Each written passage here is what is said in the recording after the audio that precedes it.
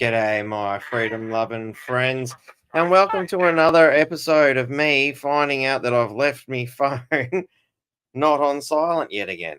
Anyway, that totally effed it all up, but it's another freedom-loving Friday. We got some fabulous, fantastic guests today, or guest. We got Dwyane Wyles from Dubbzone, who's an indigenous rapper. You'll have to forgive me. I was up at like 5 o'clock this morning. I've had one hell of a week, I can tell you. It's actually hard to recount the amount of times every day has been a different start time, from 3 o'clock in the morning to 6 or 7. And it's just every day's, I'm feeling a bit scattered. I'll tell you that straight up. So forgive me if things ain't quite as smooth as I'd like them. G'day, Clark. G'day, how you going? And Vapu, as always, how are ya? Always a pleasure to see these amazing fans constantly contributing. Oh, thank you. Do I suspect you might know where that shirt comes from? Heavy hometown new wave. Got me wondering, do I know this person? G'day, Valerie. Daniel again. And we have some interesting things to discuss today. This is going to be the first part of what I would like to call Indigenous Month. We're going to have some interesting guests this month, obviously starting with Dwayne. G'day, Mark. How are you, mate? Always a pleasure. Still got some of that fine beverage you dropped around for my birthday. Thank you very much, my friend. G'day, Lisa. How you going? So we're going to start off with obviously with Dwayne, our indigenous rapping, hip hopping kind of friend. I guess he'll elaborate a little bit further when he gets here. I'm going to have to talk turkey for a little bit. He's had to catch up for a family gathering to start with, so he's going to be a little bit late. So you get to just listen to me rabbit on about nothing for a little while. I'm sure I'll come up with something as it goes, but I mean, a great place to start is definitely to say a huge thanks to all our Patreons. Jeannie, who was our first, Lee, Jennifer, Gaza, Mark, Carla, Karina, and Ruben Richardson is our number 8. What a great mate. I've been busting to say that for a while. Tell you what, Ruben is a good bloke. He actually found what I was doing through the Indigenous Voice to Parliament video that I originally compiled back when that was a huge event. And he said, mate, I love what you're doing. Can I buy you a couple of beers? Come out, mate. So, I got to, meet him, and he, shared a lunch and a couple of beers, which was really amazing. And what better way to meet someone? G'day, love your work. Come and have a beer with me. So I was definitely impressed by that, and wow, what a great dude, and he's showing me a few extra elements about what's going on in town, and it's always great to meet people in Townsville or even North Queensland. All you North Queenslanders out there, get on to us, give us a call and say g'day, Susan, how are you? From Scotland again. I'm assuming the weather hasn't improved there in Scotland, eh? G'day, Pam. Still trying to recover from the mild heartache. A rack of ribs, lamb shanks. Yeah, we've been feeding Mark well. What can I say? Adrian, how are you, mate? Always good to see you here, supporting that North Queensland love that we have here. Where else should we go? So yeah, there is obviously a documentary we're working on, and Dwayne is a component of that documentary, and he's going to tell us a little bit more about that, because I can see him patiently waiting in the background now, which is really good, because I don't have to keep making up garbage to talk about. But in the meantime, this is the GoFundMe. It is in the description from wherever you're watching this. In the description, you have a look. We have a GoFundMe to help get that Indigenous documentary going. We have heaps of good footage, a lot of really good messages and things we want to bring to the public, and start, integrating the white fella, black fella dreaming that, I've certainly learned a lot about in the past few months with working with some amazing people. So, g'day, Ross. How you going? Hi from Bribey. I'm not sure where that is. Can you just fill us in a little bit? Let's find out where that's going. Let's keep all this going. Not being so share watch. No, that's fine. So long as you get a chance to watch it. Thanks for dropping in saying g'day, Valerie. So yeah, all these comments are rushing in, which is always great to see. But I think without further ado, seeing as our guest is here, we should probably bring in Wayne from Dubbzone. How you going, mate? It's cracking. How you going, man? Good, man. Good. It's great to see you again, man. So, perhaps we could start by you sharing a little bit about Dubbzone and what it's all about. So my name is Dwyane Wyles. Dubbzone is my stage name. Um, it's also my nickname from back in the day, like when I was growing up, um, school days. DW, Dwyane Wyles, D Dubs, Dubbzone. So yeah, so that's where that name comes from. I'm from Townsville here. Well, I reside in Townsville at the moment, and we've got this tag at the back. I don't know what it is, so I'm gonna move it. Um, So I'm just here standing in the suburb that I grew up in, which is Kerwin, and I reside here in Townsville, but originally I'm from Ingham, Abergarie, Bargear, we call it up there. So I'm a Wargame, Gidame, and Takalaka man. And I guess we came. I was born in Mackay, but we moved to Townsville when I was young, probably about 5 years old, and been here ever since. So, and I've only just kind of gone back to country to our homelands in the last probably 7 years or so. Is my mic all right? It's all good. Yeah, it's coming through pretty good. I mean, there is a little bit of background noise, but we're going to expect that out in the public, Yeah, especially here. well, yeah, I did have to come out this way because at home I've got a house full of kids, so probably better out here anyway. I know that. Yeah, so I've been staying here, what, about almost 30 years now. Yeah, so that's kind So of tell where I us, come from. your homeland again, like what that specific region, what are those sort of borders so that people have a bit of an idea? So where our kind of boundaries lie. So we're talking about Warragame. We've also got like um, strong connections to Gidame, which is Jumbun, Murray Upper. That's kind of like yeah, a little bit south of Cardwell. So Bargear, which is Ingham, Herbert River. So our kind of boundaries for Warragame there is Cardwell Range, all the way down to Mount Spec, and we've also got that sea country there as well too, and a little bit in further, the Abergarie forest there. No worries. So, what's the motivating force behind your music? Well, actually, would you like to start with that track that I've loaded in? Like it was an interesting twist of fate. Like my good friend Mark's like, hey, let's go check out an open mic night. And obviously we've met in the past and had a bit of a yarn from the indigenous documentary and coming out on country with you and the rest of the tribes and whatnot. And Mark's like, hey, we're going to go out to this open mic night. I'm like, all right, cool, I'll go check it out. And I run into you. Yeah, Didn't even Mark, know you were the there. two Marks. Yeah, Mark and the Funky Bunch. That's it. Yeah. So what was the question? So, would you like to start with that first track, or would you like to talk about it a little bit first? Yeah, sure. I mean, like I can talk about it for a little bit. So this well, it's my debut single. So I've been doing music over way over 10 years now, probably about 15 years since I was back in high school. And uh, so back then, I was writing lyrics and just kind of in the room, locked myself in a room, played beats and just read lyrics. And like my mother always says, like there's always someone worse off than you, and I believe that, and I carry that everywhere I go. But I didn't grow up in the best of households. It was a bit dysfunctional.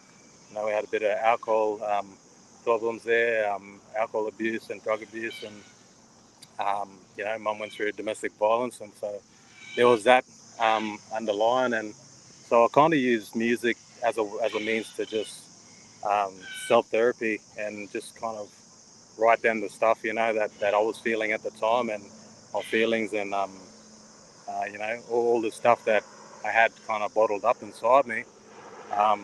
There wasn't really anyone there to kind of talk to about. And not only that, my father kind of went his own way when he was when we was younger, and we didn't really grow up with that father figure, so there wasn't really someone that I could turn to back then. It was only the music, So I kind of latched onto that, and my first run-in with hip hop music and that kind of stuff was when my big brother, he so he had this old tape recorder, and one of the little small ones where you just press play and record at the same time. Mhm. And Yeah, I remember them so I was days. mucking around. Yeah, so I was mucking around with that there, and press play, and then on the other end came Doggy Style, Snoop Dogg, and back then I guess that's when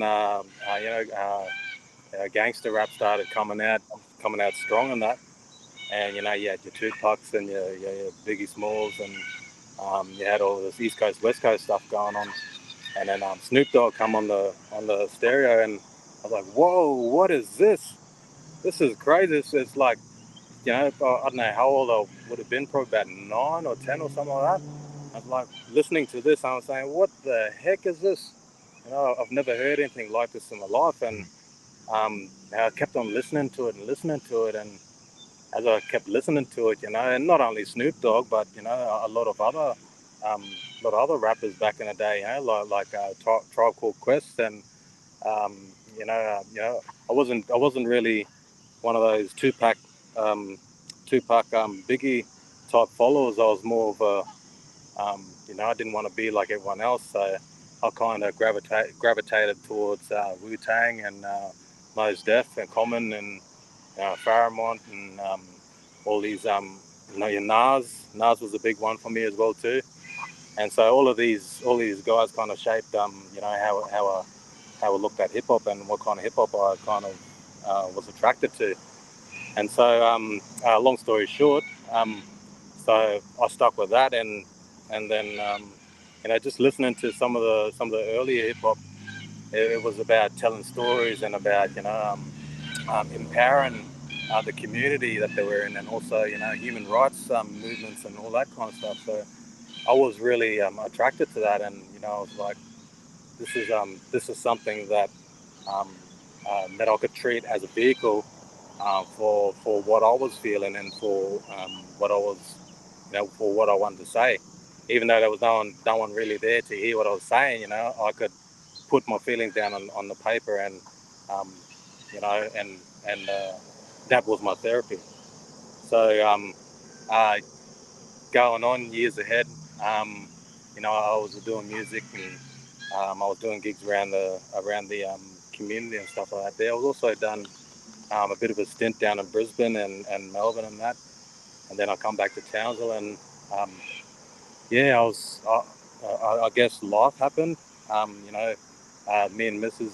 met down in Melbourne there, and we had a couple of kids, and kind of settled down on the music, but it was always there though. I always had that love for music, and that yearning to do music, but it just slowed down a bit, and um, I guess just in the last kind of couple of months, in September, I um, I made it. Well, this was after I started going back to country actually. So I started learning where I was from about 7 years ago, and so I started going back to country, back to Bagheera, back to Ingham, um, meeting my family down up there. Sorry, and yeah, it was a big eye opener, because this was something that I always knew I was black, always knew I was Aboriginal and that, and um, I didn't really know how or um, you know to where I belong. And so now that I found out where I was from, where my grandfather was from, so I wanted to go back there and meet all my family, and that's what I did. And so eventually I started learning language, and then I started getting taught language. I started kookaburras down there. Um, I Yeah, speaking started, language back. yeah, country talking back. Um, Mm. so yeah, I started learning that, and I started learning the stories. I started, connecting with country and grounding myself with country, and I guess the country started knowing me too. So with that came, this responsibility that I kind of built for country and for culture, and this was something that really um, started to mean a lot to me in my life, and not only my life, but I've got two kids as well too, two young kids, and I wanted them to grow up with culture and um, being able to tell anyone where they're from. So um, so that was a real eye opener, and so I brought that back to Townsville. And I started showing my kids. I started bringing them on country, and so this was something that meant a lot to me, and music meant a lot to me too. So I said, well, why don't I merge the both together, And so that's where I started. Well, my family, they kind of put me in a position to be to be a songman and to learn the language and to learn the songs. I don't really call myself a songman. I think that there's a lot more than being being called a songman that comes with it. Um, Mm. Can we so elaborate on that point a little bit there? yeah, Like because that was something that, it ties back into the documentary that we're working on and will get out eventually, because yep. your key component to that documentary was you as the song man. Can you explain to the audience, particularly because we've got a bit of an international audience here, what does that mean? So a songman is, I guess, someone that is put into that position to come up with the songs, to make the songs, and also not only that, but also the dances as well too. Um, Mm. it's a big responsibility. It's a big honor as well too to be named the songman. Um, and I'm still figuring out what that means for myself as well too, and for my family. And that comes with colonization and all that kind of stuff. And I'm still trying to figure out where I fit in that position. And um, the best that I can do, that I can explain it, is like we listen to our old people. Um, I guess it's someone that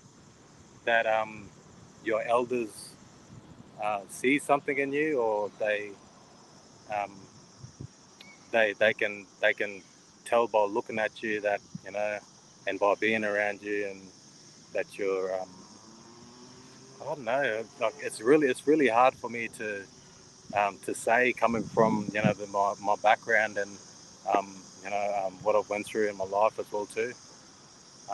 But I guess it's someone um, that guides the songs. Um, like I said, I'm still learning, and it's basically, my understanding is someone that comes up with the songs, and obviously that comes with learning the language as well too. And I have heaps of support from my family and that, my elders that are back there in Bagia and here in Townsville as well too. These are songs, they're songs that have been passed down from generation to generation from the ancestors, and having that gap where that generational gap between what our old people knew and what we know today, and having to um, not so much come up with the songs and that there, like, but it's also, I think, a big part of it is listening to listening with your heart, your ears, and your soul. And there's been a lot of situations and a lot of factors that have gone into that decision, I guess, of making someone a song, making myself a songman.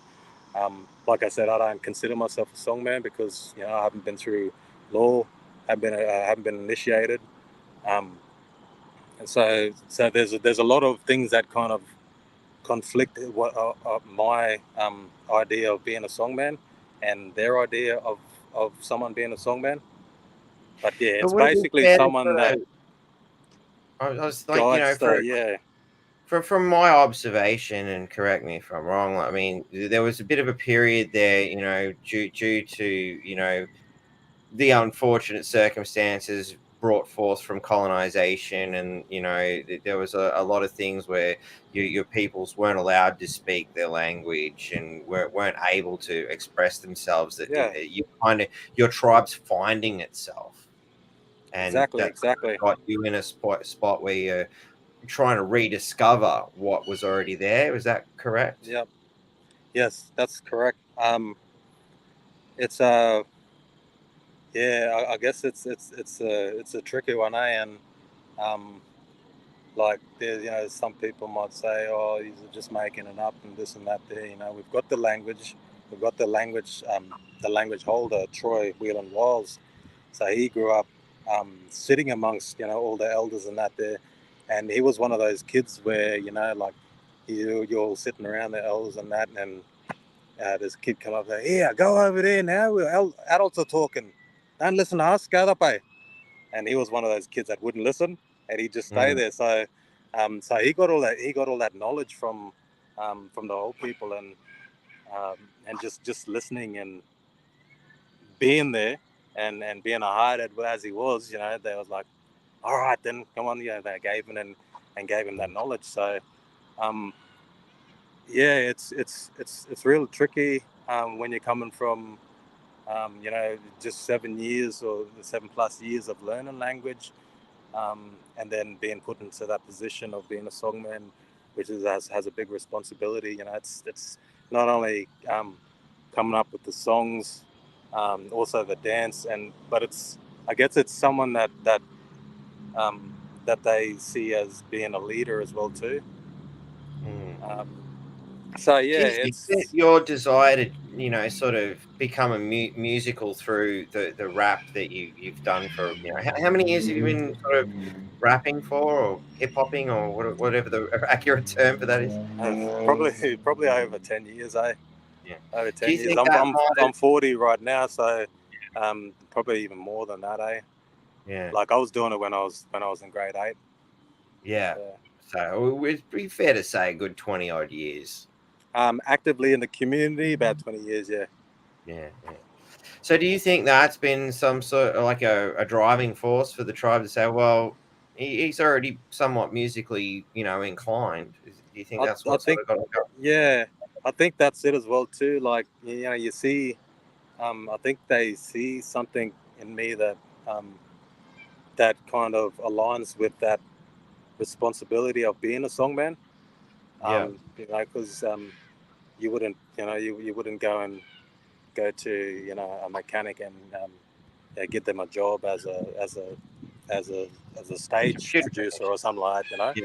Um, so I guess it's something that they saw in me, and um, I'm really blessed that um, that that was the case.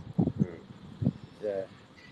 I think one of the things, I mean, from watching, your performances the other day, and, spending a bit of time with you guys on country, what I find really interesting, what I'm looking forward to in the future, is seeing more of that amalgamation of, the modern music, and, bringing in the old language and the old dance thing. Like, seeing you perform on country, was so traditional. And then, going to the club, a couple of weeks back, and seeing you perform, in such a modern thing, they're almost worlds apart. But you've also managed to sort of bring in that, I love the use of language in a lot of your songs and whatnot. It gives a really I don't know. It makes the hair on the back of my neck kind of Yep. stand up when I hear it. You know. Yep. And that's the type of music I want to make. That's the type of music I like listening to. It's something that makes you feel something. I mean, you know, and not only that, you know, like um, me putting music and putting language into music or into my music. You know, it wasn't a decision where it was like, okay, I'm gonna put language into the music, and I'll just pump it out there. You know, it was one of those things where I had to go back, even though I'm Wargamay, that is you know, my language and that there. I still had to go back and talk to the elders, my elders, and say, look, this is what I'm doing, this is what I want to do, you know, and this is why I want to do it, and this is some of the things that could come out of it. So it was a bit of a, you know, that's protocol for us. That's what we have to go through. That's what we have to do whenever we want to do something that involves culture, and that involves our whole family as well too. Mm. You know, and that's just within our family. You know, other families might have, you know, different kind of other cultures have different protocols as well too, and families have different kind of things that they do. But that's what I had to do, and to put language into my music, it was a big honor for me, and it was something that I thought was not so much language, but that whole feeling of you know, something that makes you feel something that makes your hair stand up, because we just don't see it nowadays. You know, we just don't. Um, well, there might be, you know, like a fair few rare songs that you'd be like, yeah, that's one of them. But you know, I was just sick of listening to the same old stuff just being recycled, especially in hip hop as well too.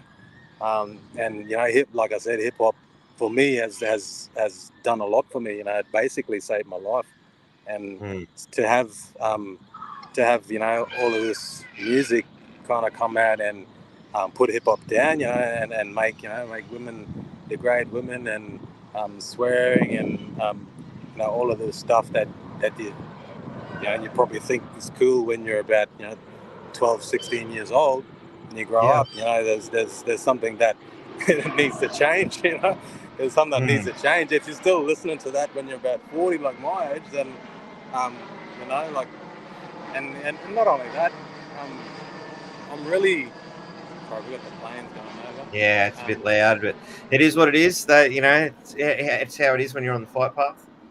so I'm really, yeah, I'm really I'm really really taken by music that has that type of elements in it, or that type of feeling, and that's the type of music that I want to make, not only for myself, but you know, for my family as well too, because you know, we've got family members that don't know one word of Warragame. We've got family Mm. members that haven't been on country before, you know, and I guess this is a way for me to kind of say, look, you know, like, um, you know, I've learnt the language. Um, you know, I've only just scratched the surface, but I'm learning the language, and this is something that they can do as well too. And not only that, it has a universal meaning as well too. Like the song, the language that's in this track that we're about to play, um, it's a it's one of those songs where we had to kind of come up with ourselves, because we didn't have them old people there to say this is how you do it, and this is the song, exactly the song that we sung back in the days. So we had the language, and we had to work through it, and we had to um, put it past our old people, our elders, sorry, and Troy as well too. Um, so it's one of those things where I also had to get all the pronunciation right. I had to get you know, the accentuation right. I had to know um, you know, how to say it and when to say it. So so we made that song Bagi Baranaji,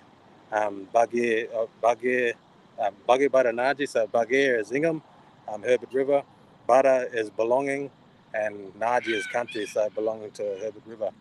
And Mm. so in the song we say, you know, we in language we say, you know, come back to country, um, you know, start the fire and bring our people back.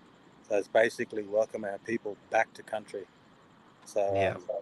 Yeah, so that's what the language in the song that we're about to play means. Well, I haven't got the one from the tribal song. I didn't have time to edit Oh that up. yes, yes. What I've got So is your performance from yeah, the other night. So it's the same. um, It's the same kind of thing, I I guess, think because we should save it for the documentary too, because it was a pretty powerful part of that yeah, weekend. So that's that um, song there now that you did film. That's hmm. that's called Bhagavata Naji. Oh, Um, okay. no, sorry, it's called Jingada Bali Naji. Jingada Bali is our dreaming, and Naji is country. So I'm dreaming of country. Rightio. So, should we play this first song that you performed at open mic night? Yeah, sure. All right. Well, actually, I'll just drop that off for a second, and let's give it a go. And just repeat the title of that song for us all. The title of this song is called Jingada Bali Naji. You see them scope from afar, some just mind on bid. Some people reaching for the stars, others reaching for their kids. Many never saw the sails or smoke trails and did bid. Now they trapped in the dead world, hoping to make it bigger. Like the drummer track in summertime and summer clear and big. Cause the summery is killing me, and someone did a shit. Somebody better call the cavalry, cause someone trying to clear. They needed something treasure suddenly. The sun is on the dip, the gun is on the hit with money on the clip. Shit ain't funny in an insane world, I want us to be living it, man. Every goose got that bacon in me, some truth they be concealing it. There's so much healing left too numerous. Forging grips, the fabricated on and local checks. Money craze, but now the phase of charm, another step. A Naji on a lost rep, but you better your own nest and disrespect it till there's nothing left. Damn.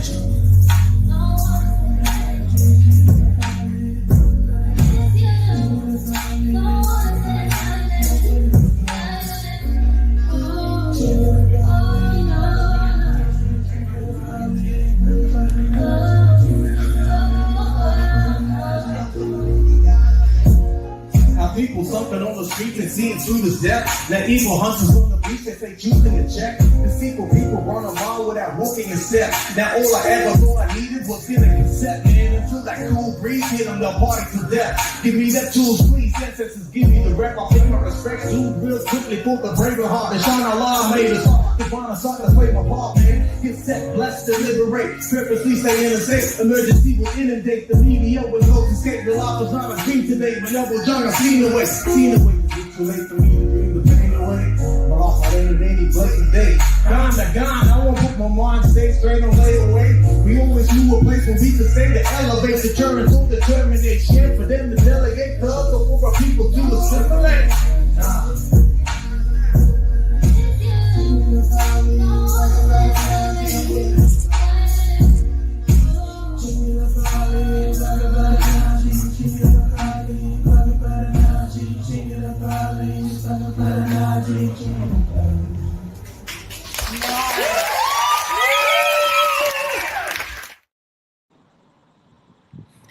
There you go. Blessed up. So it wasn't possibly some of my greatest filming, but it was very impromptu and done on that a was good. phone. So Thank you for doing that too. I really appreciate it. Oh, good, man. Like, fate brought us together for that day. So, and here we are continuing that conversation. So, So would you like to tell the audience a little bit about what that song's, all about? Jingada Bali Naji. Here comes another plane. So I guess when I started writing that song, I first had a look at that. I found the beat, and I was like, "Yeah, this beat here. It's just the start of it is so infectious and so like just touches you straight away." And I was like, "No, well, I love this beat, and I want to do something really meaningful for this beat." So at the time, I won't name any names or anything like that there, but there was one corporation that had on country and wasn't really doing things for its people, the people that it served, and I was just sick of it. I was just sick of people just taking country and just raping and pillaging and ripping it apart just taking advantage of the people as well too. I mean, like, you know, we've got people in the community. You know, some are illiterate. You know, some people can't read or write as good as some of these other people, and they just get taken advantage of. And I was like, nah, stuff it. I'm gonna make a song where I'm not gonna name any names, but when they hear it, they'll know who I'm talking about. And yeah, so because you know I'm really involved in Warrakamate Tribal Council.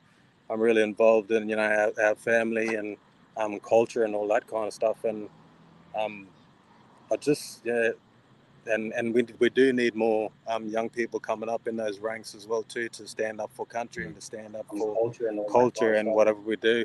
So it was one of those songs where I was like, no, I've had enough. I'm just going to put it out there, and you know, if you're offended by it, then I'm probably most likely talking to you. You know what I mean? But it's one of them songs where I just had to get something off my chest, and I just had to get it out there. You know, just like back in the room when I was writing lyrics, and Mum was drinking around and that day. Which I should add, she's changed her whole life around, and she's gone cold turkey from everything. Yeah, alcohol, cigarettes, all of that. So I'll take my hat off to her.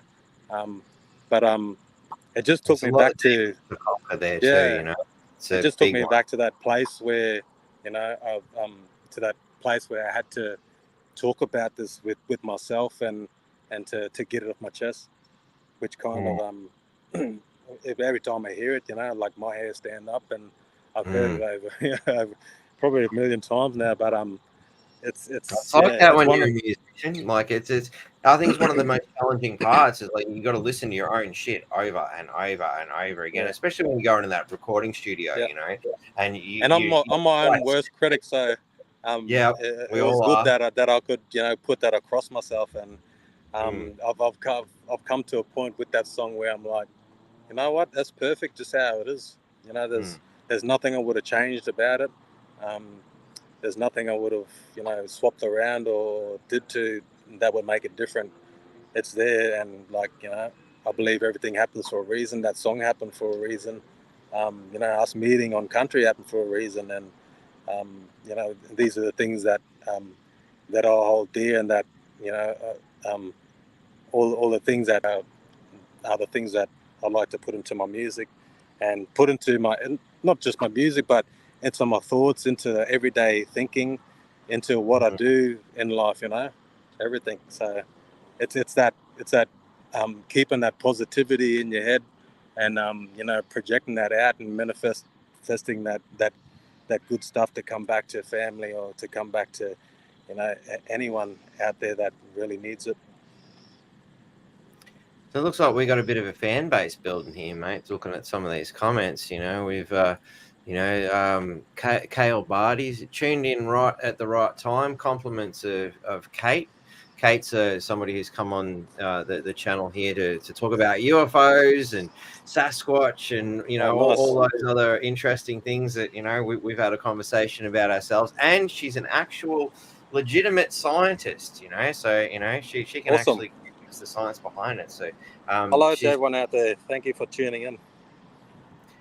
So they all seem to be pretty happy, and Kate has some contacts with some other Indigenous people who seem to be interested. So we might have to have a chat about maybe getting you guys. Oh yeah, no doubt. I'll be happy to connect, and awesome. Yeah, if I go back earlier in the fold here, looking for Kate's comment regarding her partner's tribe. I should have tagged it, and then I wouldn't have to search so bad for it. But so she said here that she shared it with some friends, some other Queensland mob, because she's here. Oh, awesome. I hear it. Her partner's of a Warrakamate Heritage Forest Beach mob. Okay, yep. So awesome.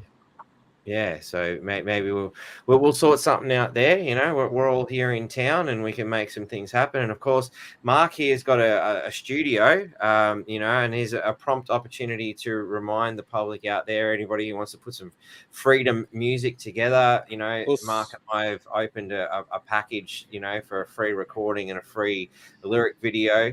To anybody who wants to put some freedom tunes together. Maybe you yourself That's might up want to there. have a crack at it. That's really up there, eh? Yeah. That's yeah, no doubt, eh? Like I'm pretty sweet, in a sweet position at the moment with recording and that. Like I've got you know, like we've got a lot of friends that we grew up with, on this basketball court, mind you, and you know, they've gone on and made families out there, but they're still with music. And so I've got my producer there, Danny. He's off the chain, eh? So I think, yeah, no, that'd be an awesome thing for the youth as well too. 'Cause that's the one thing that I'm really big on as well too, and passionate about, is helping out the youth here. You know, when I was at home there, I think I was probably in grade 10 or something like that.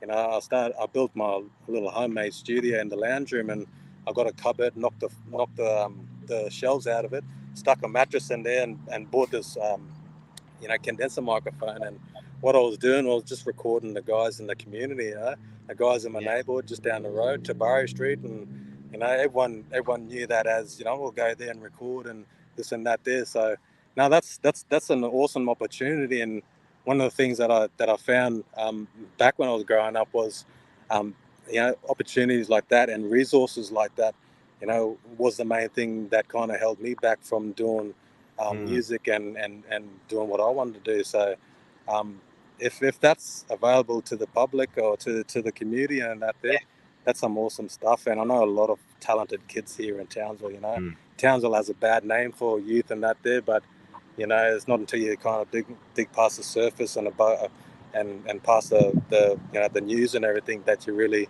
get a sense of community and what community is really about. I was like Guns N' Roses said, you know, one bad apple spoils the whole damn bunch. You know, there's a hell of a lot of really good kids out there with you know, a lot of potential. They just need the Yeah, right for sure. a nudge in the right direction, you know. And unfortunately, a few of them get caught in the wrong direction. And you know, having worked in the mainstream media and working with the police and whatnot, you know, they've openly stated that it is just a small bunch of kids that just keep repeating and repeating, and they're not, you know, specifically, you know, any one race. You know, there's a lot of dodgy shit going on, you know, from you know, various sources. You know, it's just unfortunate. It's the same disadvantaged kids going on and on and on, doing the same things, and they're falling through the cracks. You know, I had a yarn with a fella who used to work as a screw in the system with the young kids, and he was saying, well, back in the day, you could at least talk to them. You know, you could at least interact with them, and if they were, you know, acting up, you could, you know, pull them in, you know, in line, you know, and you could also take them out fishing, and you could take them out to, you know, and do stuff. These days, the system is just so hyper controlled that nobody can do anything, and these kids know it, and they utilize that ability to run amok. Yeah, I You know, think they as know when to well touch too. it. Yeah, there's a lot of there's heaps of factors to it. And you know, I think one of them as well too is that that sense of community. You know, like you know, back in the day, we had our parents or whatever, so elders and that there, you know, sitting out, and you know, we used to all go out and play around in the street and everything like that there. And nowadays, you know, like everyone's in their house and they're all locked away, and there's none of that kind of, you know, everyone watching out for each other's kids and that. And those parents don't connect and you know, do all that kind of stuff. I think that's one of the things. There's a lot of things, you know, we could go on for all, you know, how long you got, you know, how long's a piece of Well, string. we've got all night fundamentally. There's no other show after us. So as long as we got things to talk about and people to want to sit down and listen, we can go all night. But I mean, like that's the thing, you know, like it's there's no silver bullet for it. And you know, like it's there's a lot of things that kind of attribute to, you know, kids running amok.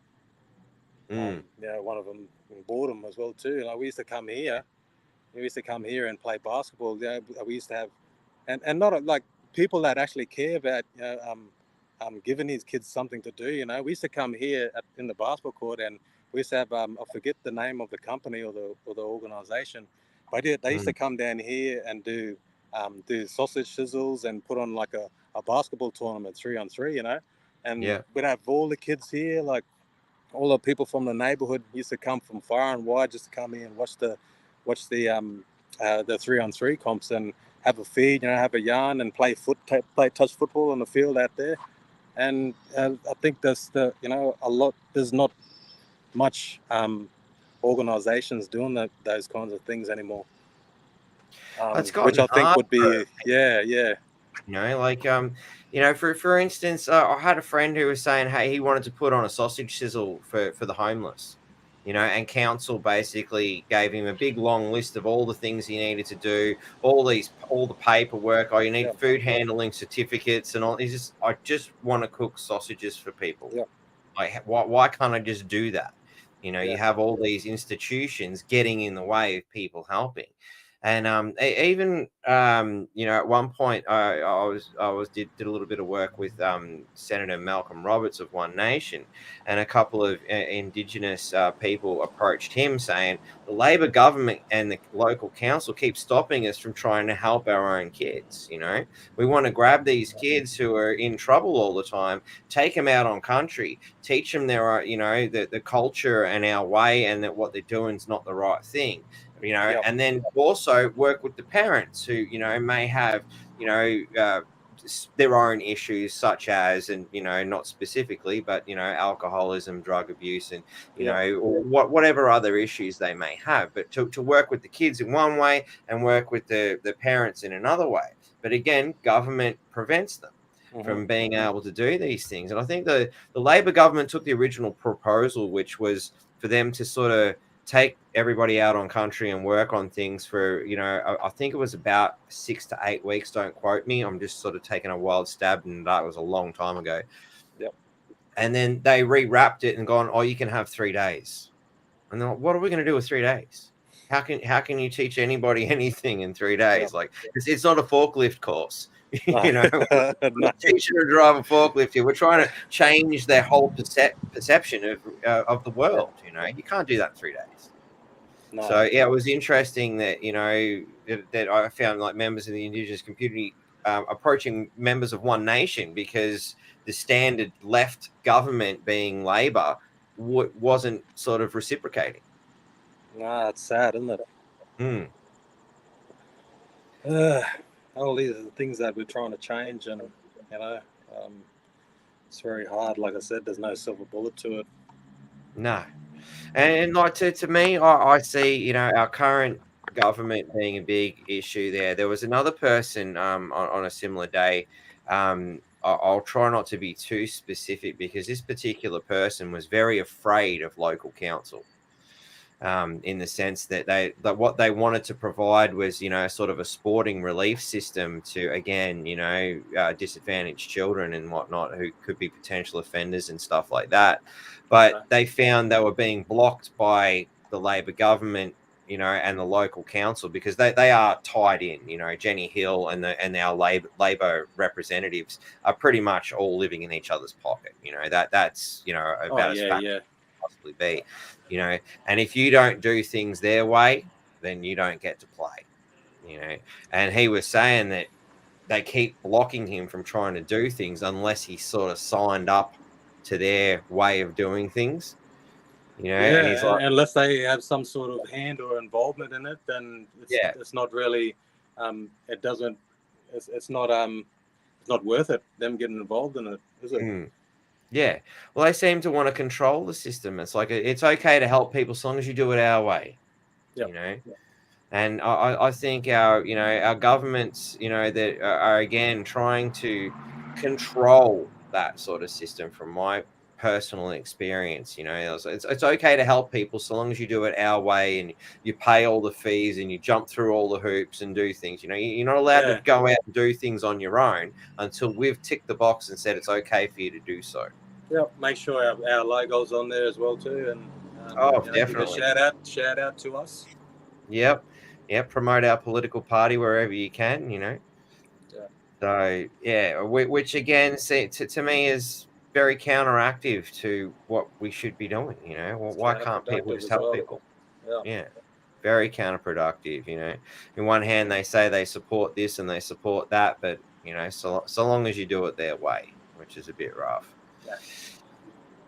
So anyway, we'll come back to, you know, some of the things you were saying earlier. I thought it was interesting you pointed out Snoop Dogg's Doggy Style, because I must say that's probably my favorite of the albums. I remember sitting there, I think it was in year 11, and a friend of mine just gone, here, grab an ear of this, you know, and I'm sitting there, you know, going through the lit. Man, that is a bloody good album. Like, Yeah. he done some great stuff. Like, really enjoyed that one. And Dr. Dre has such an amazing ability to produce music too. You Oh know, like, yeah, yeah. obviously The chronic, NWA you is know. where it all started. But, Yeah, no, for sure. You know, yeah, and it's crazy, you know, like when an NWA film clip came out, and you know, all these young punks walking around, they all dressed in black and red, and they all like looking like Easy and all that stuff. And we're looking at we've done that already. We've already been there, you know. We've went playing there, only just finding out now. But you know, that's how it goes, I guess. And the next fad or the next trend in that. But yeah, hopefully, like that's one thing that you know, want to kind of get rid of, not so much get rid of, but you know, influence my family and, you know, our music and, you know, our elements of our culture and music. Not only that, but just like listening to your own mob kind of thing, listening to you know, to some of the indigenous mob or some of the First Nations people that are doing music, you know, now at the moment. And you know, it's just as competitive as you know, the American market. It's just that, you know, I guess we're too kind of conditioned to, you know, we've had that kind of forced down our throats for so long, you know, and it becomes you know, second nature, or becomes, you know, the norm, when really we have a lot of talented hip hop artists, you know, musicians, whatever you want to call, whatever genre, right here in our backyard. Yeah, definitely. There's a lot of great talent here in Australia from various styles of music. And Clark wants to know if we are fans of Cypress Hill. Yeah, I've got at least 4 of their albums, I think. Their first 4. I think, yeah, like, I have to think. I haven't looked at it in a while. What they used to sing about. Yeah, that's stuff what they used to sing about. Yeah, I was on that scene, but kind of turned over a new leaf now. Yeah, no pun intended.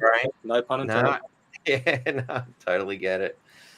So yeah, and Malcolm wanted to. Michael wanted to know if I was taller than Malcolm. Well, look, all I got to say about Senator Malcolm Roberts is he's a big deal on Endor.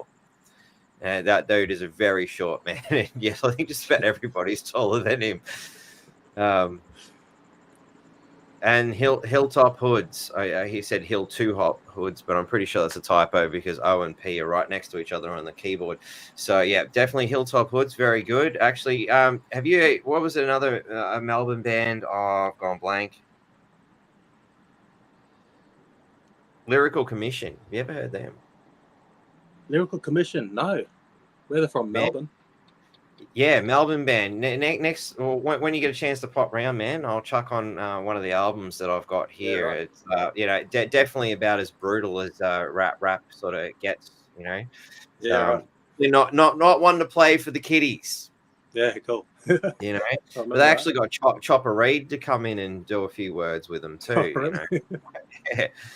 But they're fucking good, man. And the DJ they had, wow. Man, it totally blew me away. I actually, you know, a few years back, because, you know, predominantly heavy metal is sort of my thing, but I've always enjoyed all styles of music. And, you know, the hip hop and all that was, you know, just as heavy as metal in a lot of ways. You know, they're both very controversial styles. And you know, I think, you know, Anthrax and Public Enemy working together to do some of the first rap metal collaborations was amazing to see, you know.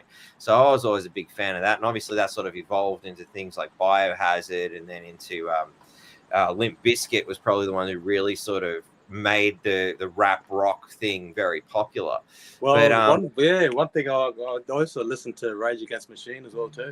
Oh yeah, love that. That's some of the earliest guitar stuff I learned was Rage Against the Machine. I got the guitar book, so sat there. I think I learned just about all of that first album on guitar. So yeah, well, see that like Public Enemy and all that all the earlier guys. That was my brother's kind of era type thing. Not so much era, but he used to listen to all that kind of stuff. Spice One, KRS One. All those old heads. And Exhibit I've popped only in. kind of the early Exhibit stuff was bangers. Before he started doing that Pimp My Ride stuff, I listened to a lot of Exhibit back then too. And now I guess one of my like I said, one of my biggest ones was Nas, really, just with that conscious rap and that that rap that makes you think.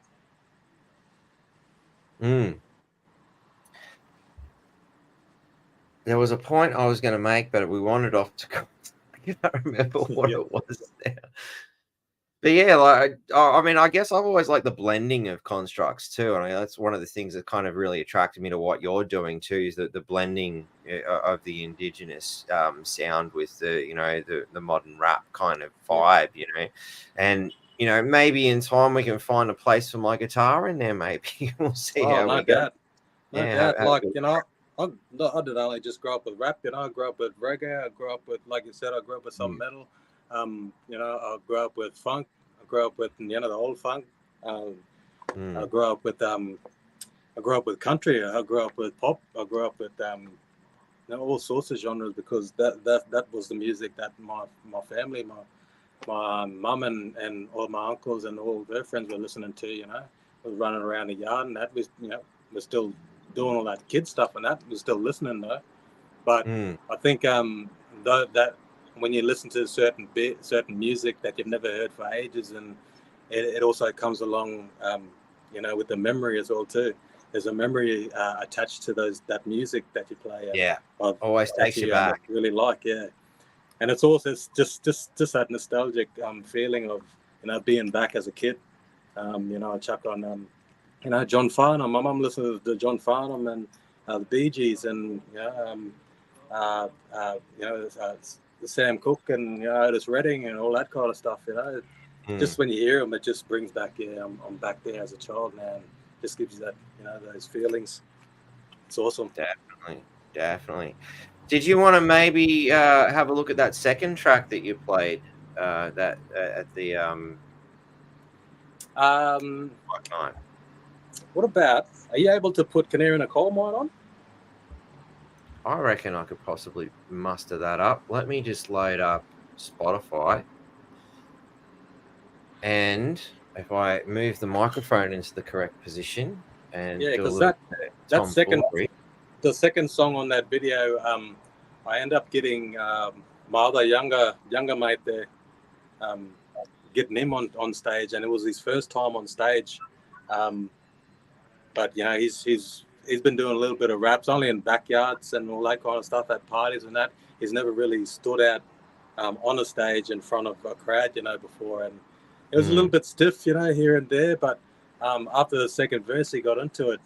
And, I thought he did quite well, and to the two songs, I really enjoyed the second one. I think he did a great job, and I think so too. Yeah.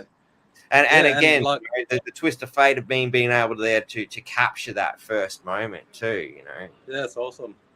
Yeah, because he was like, when I jumped on my first song, he was backstage filming me as well too. So I got multiple angles from that gig, which is a blessing, And just to have him next to me doing it, it's fair enough you jump up there and do it yourself, but I think that really meant a lot to him.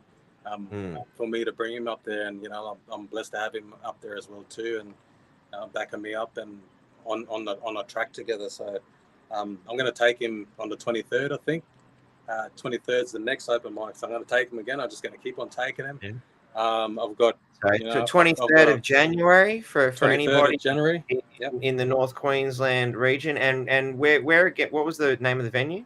So that was the Otherwise Bar. Otherwise Bar, yeah, on Flinders Street, right next to Molly Malone's in Townsville. Yeah. So I've also got one other young fella that he's from Palm Island, and he's really big over on Palm Island. He's hood famous. Yeah, they used to have a group called Poetic Murrays, and so I got him on a track, so I'm going to bring him along as well too. And this is things that I'm about, is like putting our young people up on a pedestal, and letting them know that even though you find it hard to do your music and all that kind of stuff, there is avenues out there. It's just kind of finding out what those avenues are and those opportunities. And I'm blessed to be able to be in a position to bring that to these kids here in the community as well. And that's definitely what the North Queensland Freedom Networks is about too, is about helping everybody get that sort of start. And, being a struggling musician way back in the day myself, I understand how important it is to have avenues like, this channel and, studios like Mark's, and again, the video skills that I have to be able to help people out. And, you've got a few video skills yourself. We, between the two of us, we can do a lot to sort of help the community get some great things going, I believe. Yeah. But so Canary in a Coal Mine, I'll play that song for us now. If you want to mute your mic, I'll have to leave mine open. But let's play it, and let's have a see what the people think.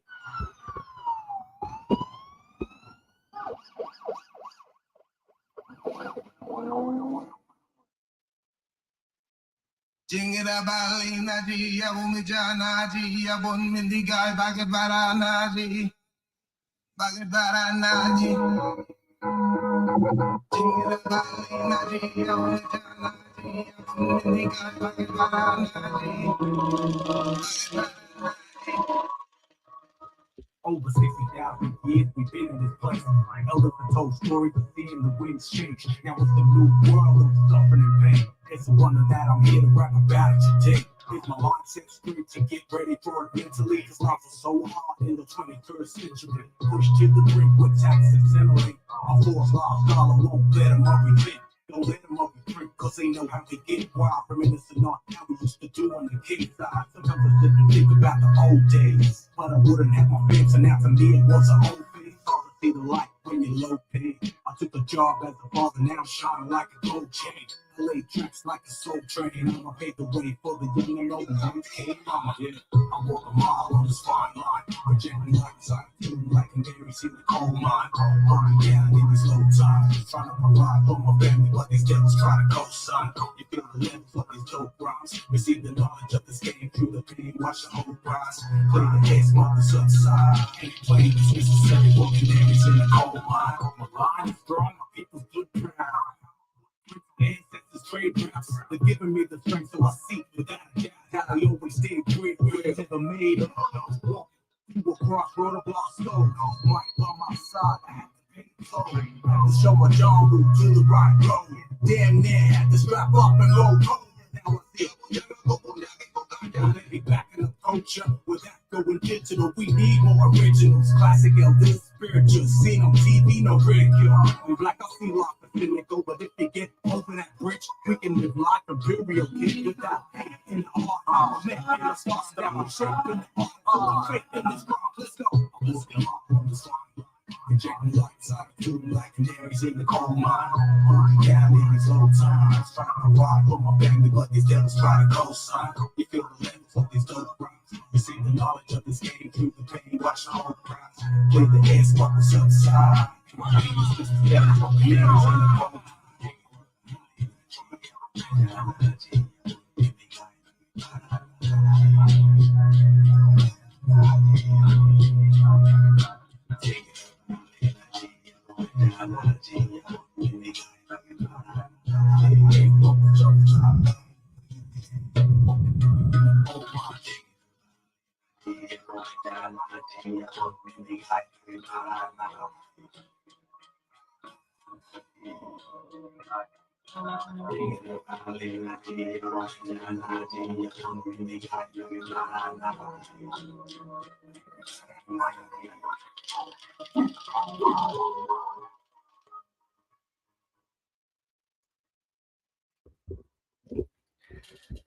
Sorry about the audio quality, but I did have to play that straight off. Oh, hang on, what's going on?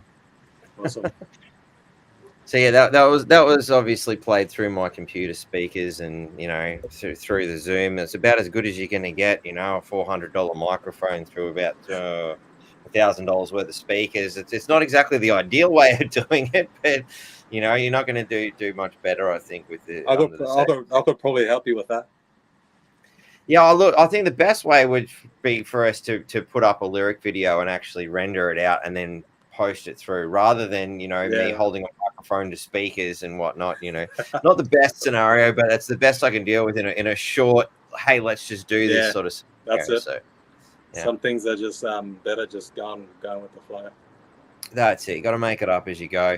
In answer to Nettie's question, it's socially handicapped and Clone. And it's actually a friend of mine's band from way back in the day when he used to play in Bogan Nation, which is, that's my old band there, and this was one of the bands I used to gig with. I just thought, hey, I got to do something musical, and I couldn't find my old Body Count T-shirt. I think it ended up in the bin. It's one of those ones where the missus is like, you can't wear that anymore. It's totally fucked. I'm like, but I've had it for 30 years. That's it. Can't let go of that. Anyway, I've still got a Wu-Tang shirt that I can't fit. That's still in the thing now. I said, no, I'm going to make something out of this. Even if I have to cut it up and put it in the frame or something. I got a couple. This one here. Yeah, that's Spin Effect Skateboard. So that's a skateboard company in Alice Springs. Yeah, they make some mad designs and skateboards as well too. So yeah, awesome. Locally owned, indigenous owned. Yeah, sweet. Have you got sort of a bit of an endorsement deal going with them, or you just helping? No, not really. No. Like so my partner, she's from Alice Springs, and her mother's still there. So she went in. I guess she kind of seen these guys at the markets or something, and just bought a bunch of shirts, just to support them and that. And so why not? I think I've kind of steered away from wearing name brands and all that kind of stuff, and support the local people and the small businesses and that, And again, I'm also we're all about here, North Queensland Freedom Network, and of course Cafe Lockout. I was talking to Michael today about how we want to try and do more to promote local artists and whatnot.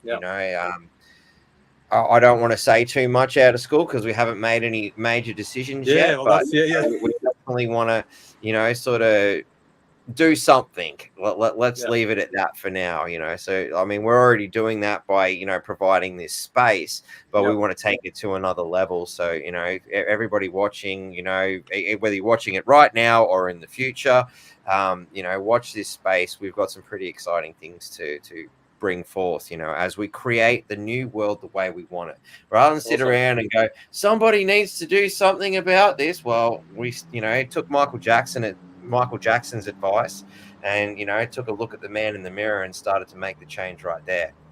So that's it. Yeah.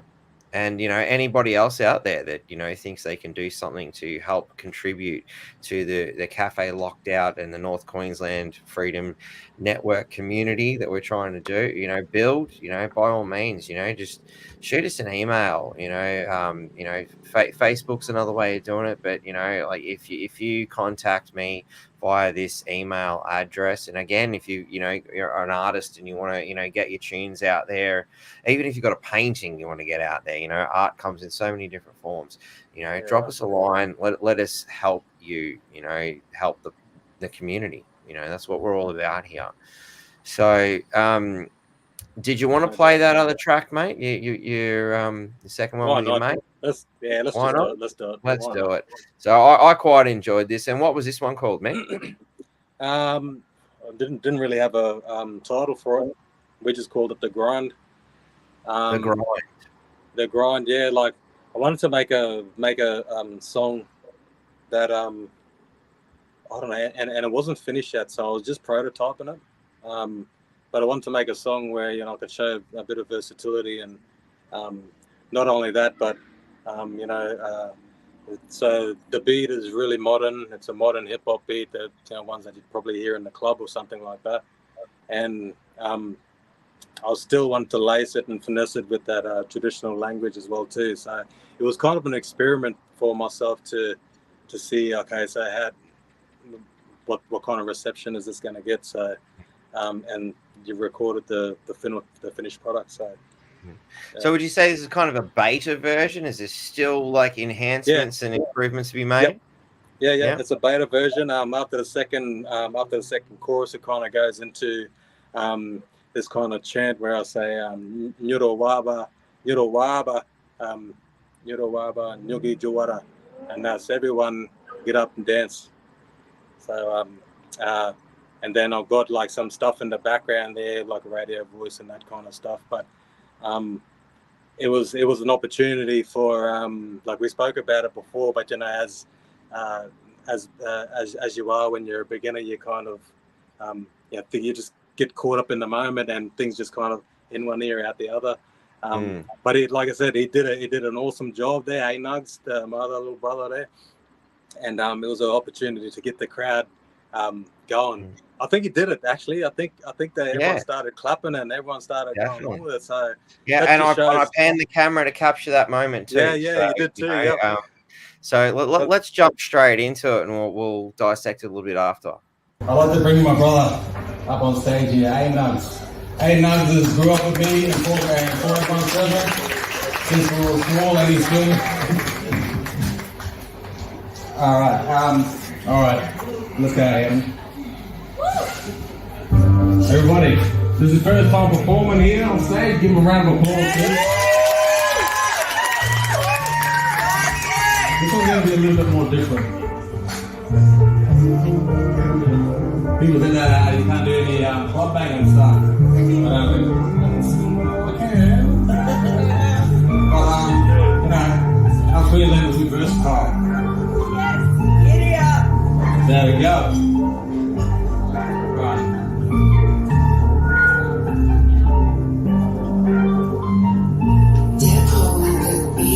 And when we heard the beat bang and the clickety clang, this is the way, and it's still nothing but a G thing. You gon' hickety hang, you can trigger these frames, anticipate the still getting blown up the dick. Just a hit you with your fucking dogs with the leash.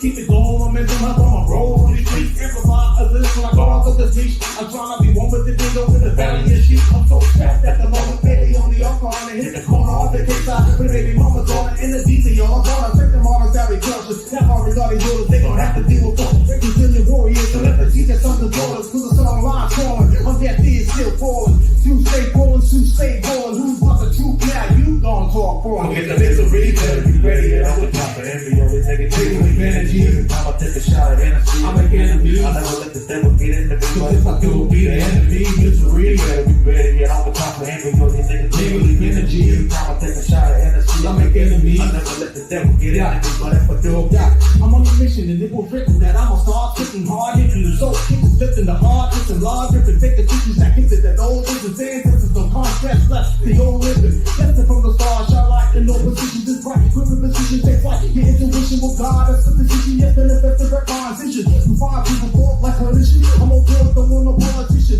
We keep it slow, we need no intermission. Living day to day in the time ticking, trying to survive and what the clock ticking. Do what we do and get it down, it's an arm strictly, rhyme tricking. You know what, well, that's a rhyme picking. Who wants this little young mind with the song line, I'm picking. I'll give it to some mind, tip a shut the time, pick a nickel on the spine, make a hope and knock a vibe, pick a you better be ready, yeah, I'm the top of every way you take a take with energy. Every time I take a shower, energy, I make enemies. I never let the devil get in the me. But if I do, be the enemy, misery. You better be ready, yeah, I'm the top of every way you take a take with energy. Every time I take a shower, energy, I make enemies. I never let the devil get in. But if I do, be the enemy.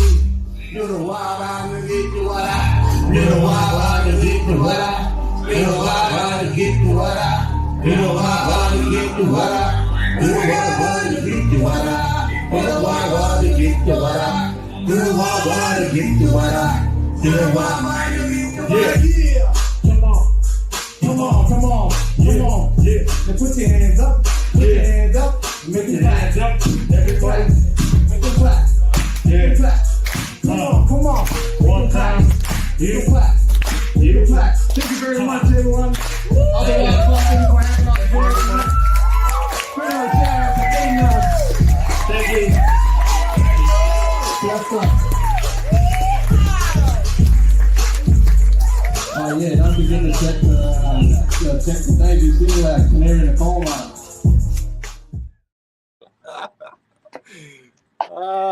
Awesome. That was actually awesome. Yeah, that was cool. So that's obviously the first time.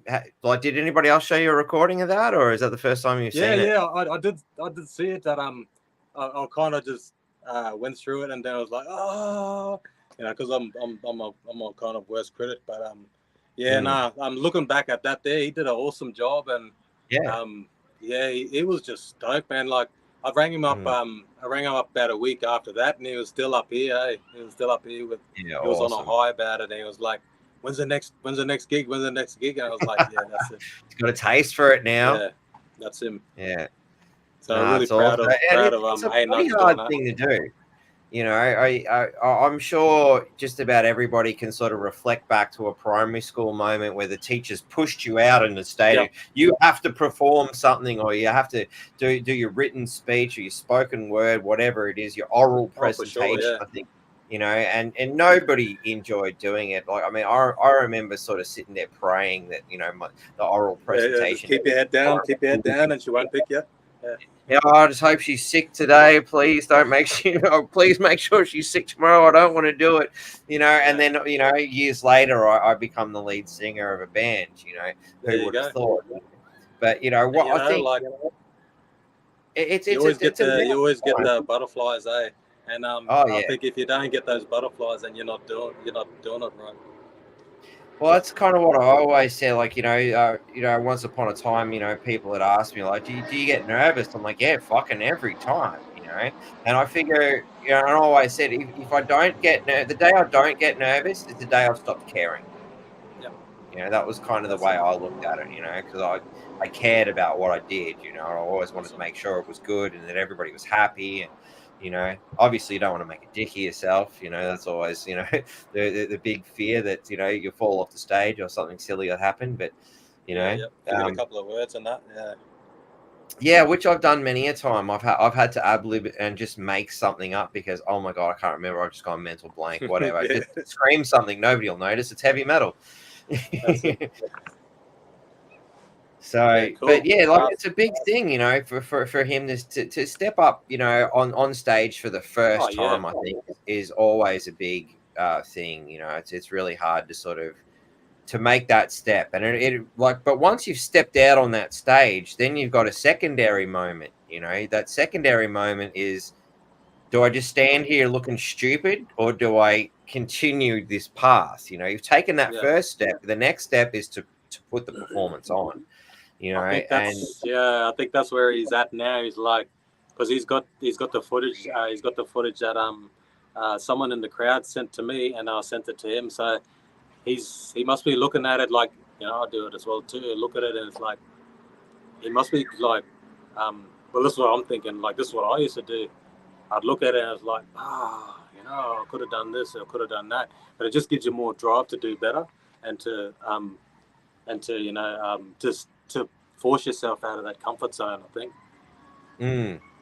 Yeah, that's a big one. And I think, like, even going back, to the early days when I first got up on that stage, and perform for the first time, I was thankful that I did it in a band, because I'm not standing there alone, which, is generally something that you do, which I think is an even bigger step unto itself.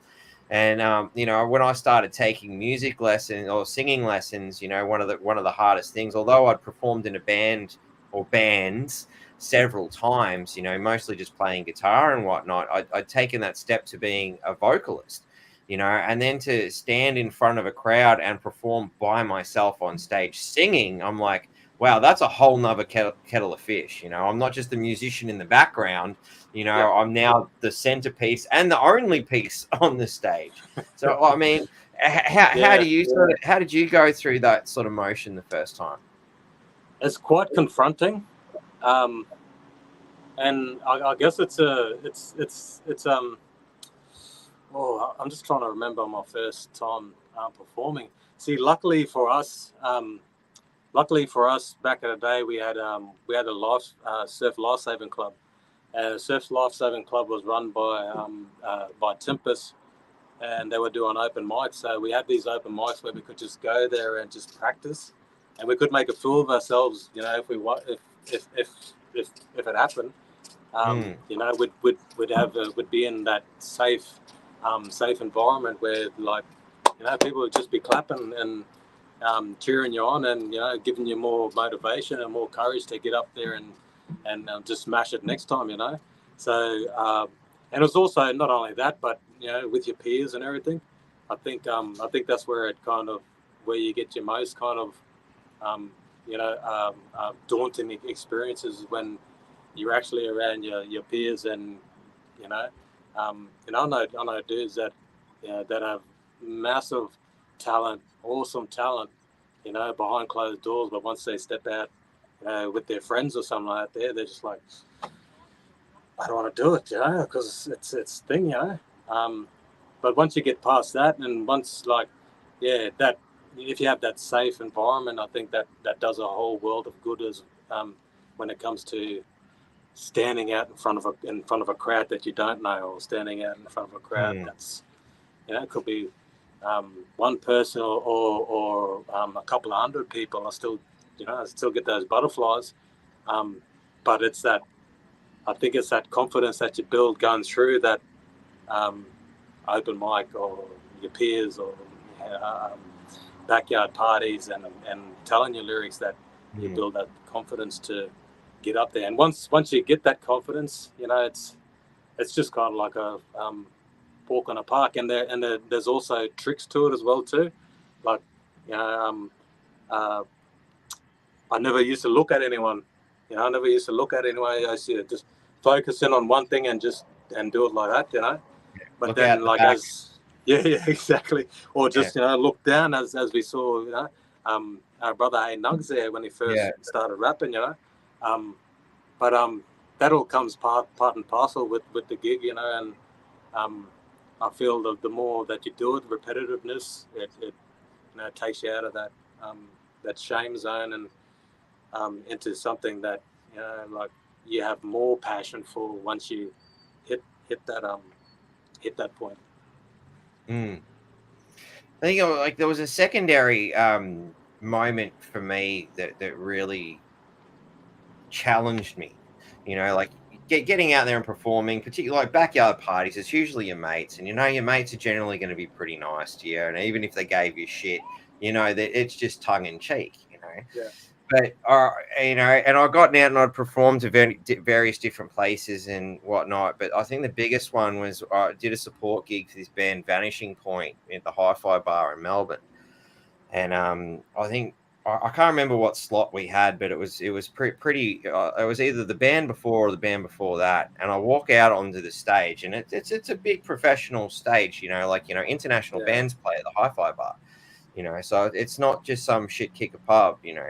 And I walk out from backstage, and there's about 3,500 people in front of me, and I'd never seen a crowd that big before. And I'm just like, what the fuck? All right. And in that brief moment, it's like the right back to the beginning. That this is the, do I just freeze and look like a fuckwit, or do I walk out there and own that shit, you know? And it felt like an eternity, but it was a brief moment because I didn't really stop walking. I kept walking out. You know, again, I know I've got the band behind me. I'm not naked and alone, you know, but I walked up, I grabbed that mic and, you know, introduced the band and going, right, this is what we do, and just started ripping into the first thing. But that whole first song, I'm like stiff as a board. I feel like I'm shaking through the whole thing, you know, got through the first song, and that thunderous applause comes through, and I'm like, oh, fuck yeah, I feel better. That's it. Yeah. Yeah, no doubt. Yeah. And that's that. And then you think, you know, well, it was all worth it. Oh yeah. I mean, once I got through that first song, it was all happening. You know, I'm like, cool. I can do the sips thing. I can put on the show the way I would normally put the show on. I've broken the ice with it, you know, with the song, and it was well received. So, yeah, Awesome. yeah. Yeah, there's So, what's the biggest crowd you've performed to so far? We've been down in Brisbane, Styling Up Festival. I think at one point they had like 11,000. Nice. And that's a big CJ Greenfield. It was just full of young people and people from all over the community of Inala there, and kind of I guess it was a thing as well too, because predominantly multicultural, low socioeconomical areas as well too, and there's a lot of people there that I didn't know. There was a lot of rivalry as well too, like amongst the people themselves, the local people. But I just knew that I had a job to do, and it was either do it or go home. But like I've got I used to kick around the indigenous intruders down there, and they kind of schooled me on the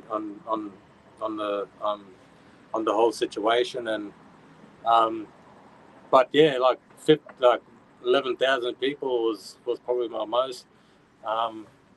Then again, I don't know how much the Sydney Opera House holds, but was there performing as well too for Young Warriors, single standing strong. I think that was probably one of my most daunting experiences as an artist. Performing at the Sydney Opera House, mind you, and we've all at that time the Young Warriors were being Nope, we've lost Dubbzone. Sorry about that. I had a phone call. Donna's ringing. No. But yeah, so they were, Young Warriors were being managed by Nathan Lovett Murray, which is the Essendon player, and like at that time, their single Standing Strong got released, and they got nominated for a Deadly Award. So which meant that we all had to go there and perform. Mind you, there was about 8 of us, I think. So we had D-Boy, Jimba Possum Burns, Dizzy Dolan, myself, Sneaky One, Carnage, and Robbie Knight. So that's about 8 people on that one track, and we was all dressed in tuxedos, mind you, and like, yeah, it was crazy because we had all of these indigenous celebrities and non-indigenous celebrities, and they were all sitting in the crowd, and I guess that was probably my most daunting, but yet still the pinnacle to this day of my performance career as an artist. No, awesome. Did you get a recording of that at all? Yep. Yeah, we've got a recording there.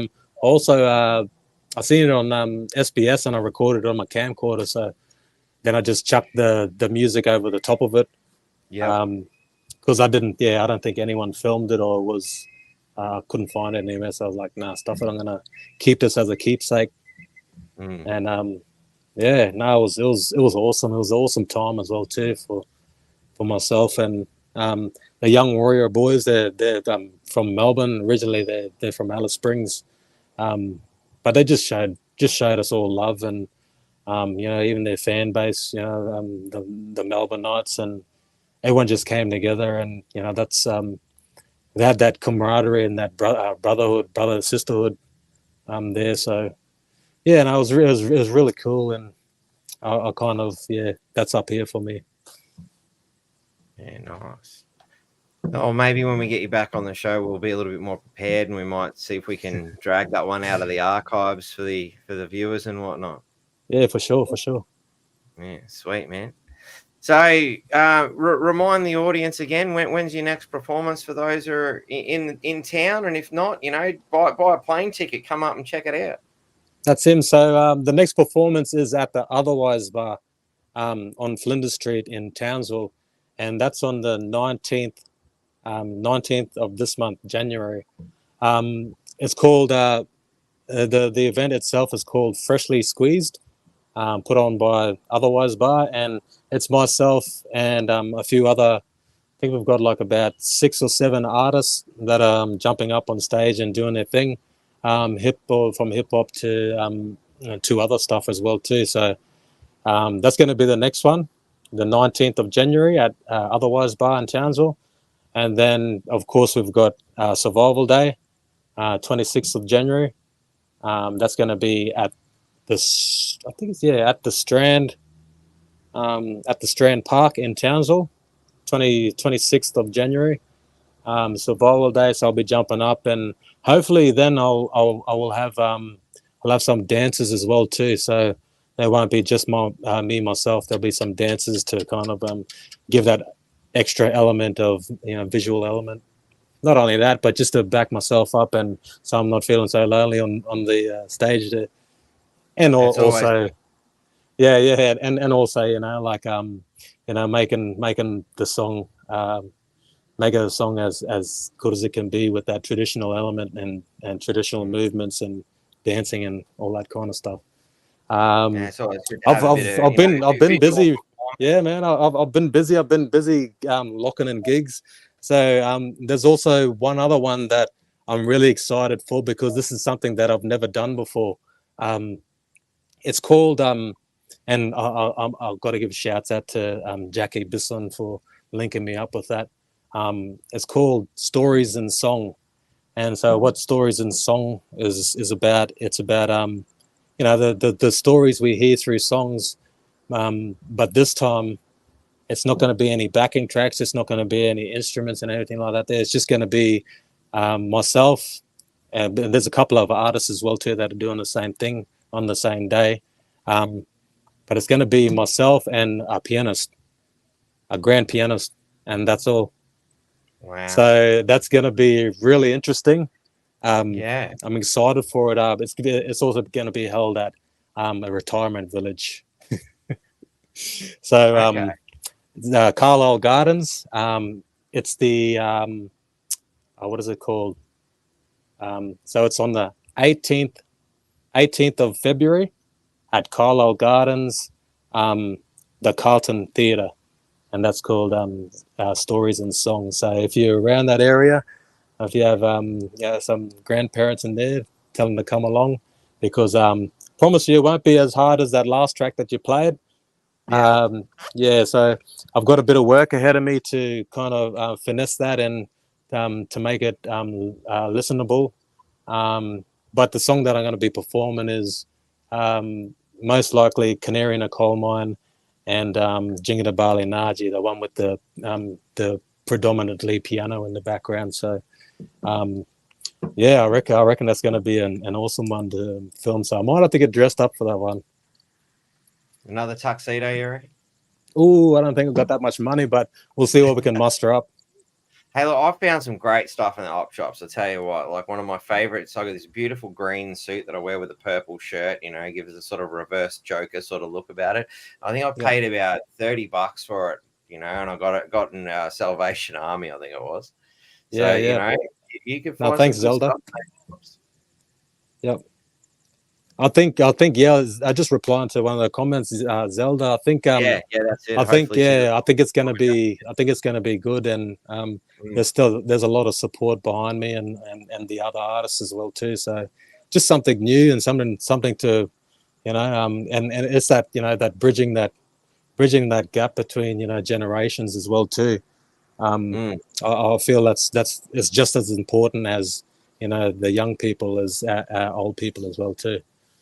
Yeah, well, we got a lot of work to do to build the new and better world, that we'd like to see before us, Yep. Lots of amazing things from the past, but there's a lot of horrible things from the past that we've got to sort of accept and go, right, this happened, that's great, let's move on. And in the meantime, let's build something beautiful and better where we can all get along and work well without having to sort of for sure over it, But awesome. Hey, look, man, thank you very much for coming on. This has been a great yarn, and good to sort of take it away from the conspiracy world and be a little bit more musical, feel free to drop us a line whenever you got something amazing happening. I know, you know, you're looking for hopefully to get a government grant so that we can both work together on the film clip for Canary and the coal mines. That's right. We'll keep the audience appraised of the situation as it comes about, but we'll work something out one way or the other. Yep. No, I'm definitely looking forward to working with you, man. And also, thank you very much for having me on the show. And I'd like to give a thanks out there too for your listeners and your viewers here that tuned in. This guy's amazing. Portray this way. Yeah, this way. This guy's amazing. Support him as much as you can. Yep, and yeah. But yeah, no, blessed up to have for you to have me on the show here to talk about my music. And yeah, let's go. Yeah, for sure, man. Thanks for coming on, because, you know, I mean, I can sit here and talk turkey, but it's always good to have someone good to have a yarn with too, you know. So I really appreciate it, and love what you're doing. And, you know, the time we spent on country was absolutely amazing. And you know, hopefully people will reach out via the GoFundMe link. You know, we've had some really good people, you know, throw some coin, but we've got a lot of work to do. You know, spending 10 to 12 hours a day driving a truck takes me away from the computer and my ability to put this together. So yeah, for sure. You got 10 hours of footage there, man, and you know it's not easy going through all that footage and also be working a day job. So hats off to you, brother. And you know, we're honored that you accepted our invite to come and film it as well too. And you know, our old people are looking down on you as well too, and you know, guiding you and with you as well too. So yeah, thank you very much for that. Cheers, mate. It was a great honor to come along and be a part of that. And I think, you know, a big part that I really want to sort of convey to the viewers and yourself and everybody, you know, is what I really got from, you know, that weekend away is so much that we had in common. You know, from, you know, just trying to find our old cultures, you know, like, you know, I sit there and think back to the idea that, you know, my parents have grown up here in Australia for a long time, but we actually had to go through history books to figure out how the hell we even got here. Yeah. You know, like so much of our history from everywhere is just being lost. Like society is just steamrolling right over the top of us everywhere we go. And like, you know, to not even really realize where we came from, let alone how we got here, was a big eye opener. And to see that you guys were sort of struggling to figure out where you'd come from and where your history had gone because of all the shit that's happened too. It's like, wow, we really are sitting in the same sort of a world where we're lost to our historical identity, you know. And you look at sort of like, you know, the kings and the queens and all these richies and whatnot, they can, you know, trace their lineage back for hundreds and thousands of years, while the rest of us have just been trying to fucking survive. We haven't had time to think about those sorts of things, you know. And you know, now we've got that opportunity to sort of do that. Hopefully we can sort of try and regain some of that, you know, old cultural loss that we've had, you know, like, you know, from my old Celtic and Nordic and, you know, histories and stuff. I'm sitting here trying to find it in books, you know, and I'm worlds away from you know, that sort of historical bloodline, which is, you know, and being on country with you guys in a way kind of really got me thinking about that. And I thought to myself, I wonder how similar, you know, those ancient ideas between many tribal nations, you know, across the globe might have been, had there not been so many, you know, wars and warmongers coming along to invade and do their thing. Well, you know, what happened, and you know, what we can do, and you know, like this big thing with my family is all we can do is just move forward with love and respect, you know, for everyone. And not just, you know, not just our own mob, but, you know, everyone in Australia, everyone. So I think if we don't have that, you know, if we don't have that as first and foremost up here, when we, you know, when we're dealing, not so much dealing, but when we're, you know, working with TOs or First Nations people or anyone really, is having that love and respect up there first, you know. And once we have that, then, you know, we can establish some common ground and we can all move forward together. So Yeah, like I said before, hats off to you for having the patience to listen to us as well too, myself and my family, and giving us a platform as well too to tell our story, because it's great that we can get our stories out, and if we can sit down in that circle around that same campfire and tell our stories, then hopefully we can find a better way than what we're living in right now.